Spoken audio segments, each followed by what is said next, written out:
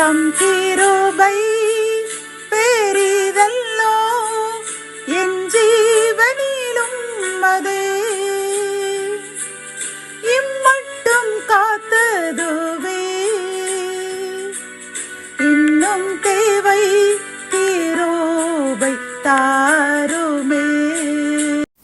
ஆண்டவரும் இரட்சகருமாகிய இயேசு கிறிஸ்துவின் ஈடு இணையற்ற நாமத்தில் சேனைகளின் கர்த்தர் ஊழியத்தின் மூலம் 10/7/2024 இந்த நாள் உங்களுக்கும் உங்கள் சந்ததிக்கும் மிகுந்த சமாதானத்தை தரக்கூடிய நாளாக மாறப்போகின்றது என்று மனதார வாழ்த்துகின்றேன். இன்று நாம் அறியவிருக்கும் கிருபையின் வார்த்தைகள் நீதிமொழிகள் 10ஆம் அதிகாரம் 27ஆம் வசனம். கர்த்தருக்கு பயப்படுதல் ஆயுசு நாட்களை பெருக பண்ணும். கத்தோலிக்க வேதாகமம் இவ்வாறு கூறுகின்றது. ஆண்டவரிடம் கொள்ளும் அச்சம் ஆயுளை நீடிக்க செய்யும் என்கின்றது. இந்த வசனத்தின் மூலம் கர்த்தர் நமக்கு கூறும் ஆலோசனையும் அறிவுரையும் என்னவென்றால், கர்த்தருக்கு பயப்பட்டு நாம் வாழும் பொழுது, அவருக்கு கீழ்ப்படிந்து நாம் எந்த ஒரு செயல்களை செய்யும் பொழுதும் இது கர்த்தருக்கு பிரியமானதா, இந்த செயலினால் கர்த்தர் மகிமைப்படுவாரா என்று ஒவ்வொரு காரியங்கள் செய்யும் பொழுதும் கர்த்தருக்கு பயந்து பயந்து நாம் அந்த காரியங்களை செய்து அவருக்கு பிரியமாய் நடக்கும் பொழுது அவர் நம்முடைய சந்ததிகள் ஆயுசு நாட்களை பெருக பண்ணுவேன் என்று வாக்கு கொடுக்கின்றார். அவர் வாக்கு மாறாதவர். ஆகவே அன்பு சகோதரனை சகோதரியே, நாம் இன்றிலிருந்து எந்த காரியங்கள் செய்தாலும் காலையிலிருந்து எழும்பி நம்முடைய வேலைகளுக்கு செல்ல, வீட்டை விட்டு வெளியே செல்லும் பொழுதும், வீட்டிற்குள் இருக்கும் பொழுதும், எந்த ஒரு காரியம் செய்யும் பொழுதும் அது கர்த்தருக்கு பயந்து அவருக்கு பிரியமான காரியங்களை மட்டுமே செய்ய வேண்டும், பேச வேண்டும், சிந்திக்க வேண்டும். இப்படி நாம் கர்த்தருக்கு மட்டுமே பயந்து நாம் வாழும் பொழுது அவர் நம்முடைய ஆயுசு நாட்களையும் நம் சந்ததியினுடைய ஆயுசு நாட்களையும் பெருக பண்ணுவாராம். உலகில் நாம் வாழும் பொழுது யாருக்கு பயப்படுகின்றோம்? யோசித்து பாருங்கள். நம்முடைய மேல் அதிகாரிகளுக்கு பயப்படுகின்றோம், அப்படித்தானே? அல்லது ஏதோ நமக்கு உதவி செய்பவர்களுக்கு பயப்படுகின்றோம், நமது உற்றார் உறவினர்கள் நண்பர்களுக்கு பயப்படுகின்றோம். காரணம், அவர்கள் நம்மிடம் கோபப்பட்டு விடுவார்களோ, அவர்கள் நம்மளை வெறுத்து விடுவார்களோ, நமக்கு வருகின்ற ஆசீர்வாதங்களை தடை பண்ணி விடுவார்களோ என்று அவருக்கு பயப்படுகின்றோம். அப்படித்தானே?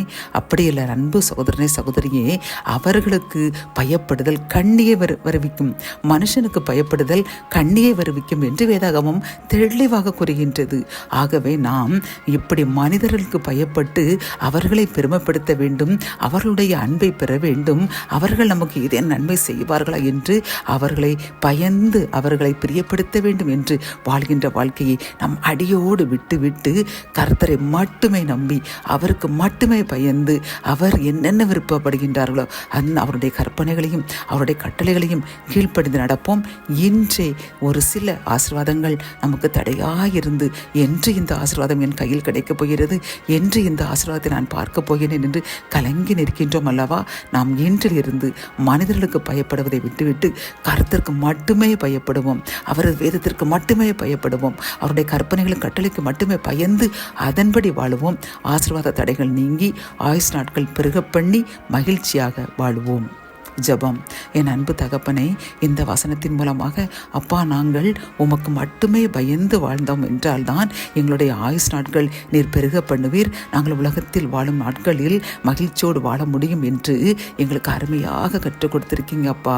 அதற்காக நன்றி கூறுகின்றோம். நான் இந்த செய்தியை கேட்டுக்கொண்டிருக்கின்ற நாங்களும் சகோதரனும் சகோதரியும் இவ்வளவு நாளும் மனிதர்களை நம்பி மனிதர்களை பெருமைப்படுத்த வேண்டும், அவர்களுக்கு பிரியமாய் வாழ வேண்டும், அவர்களுடைய அன்பை பெற வேண்டும் என்று உமக்கு பயப்படாமல் வாழ்ந்த அந்த தருணத்திற்காக யார் யாரெல்லாம் இப்பொழுது மனம் வருந்தி மன்னிப்பு கேட்கின்றார்களோ எங்களுக்காக நாங்கள் ஜெபிக்கிறோம் அப்பா.